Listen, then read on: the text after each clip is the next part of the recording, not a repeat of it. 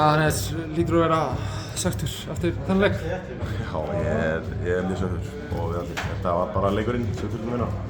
Hvernig fannst þessi leikur spilast? Mér fannst við byrjuðum illa varnarlega. Við erum að klikka á atriðum sem við töluðum fyrir leik sem við sem myndum koma frá þeim en náðu samt ekki að vera sem.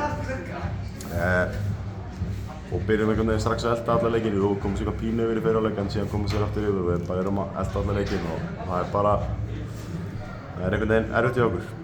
Sko, sóknarlega bara margt mjög fínt. Þú ert með eitthvað 11-11, 33 mörk.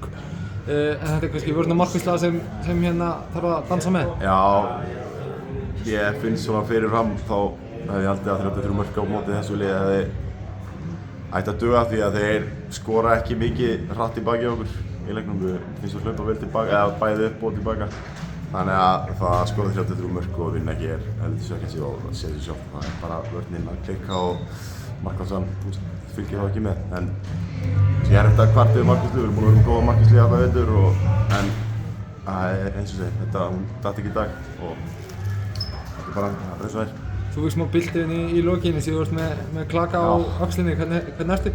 Ég er fýtt núna að braka eitthvað hressilega í öxlina á mér, topnaði þessu upp. Það var heldur vont en ég er fýtt með því sko. Þetta er ekkert til áður.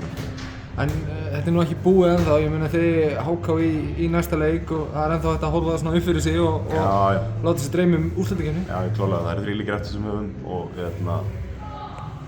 bara það að vinna HK á næsta leik þá getum við þess að koma okkur upp í 8. sæti aftur. Þannig að þetta er bara stefnan, við tökum 1 leik í einu og sjáum bara hvernig staðan er eftir næsta leik.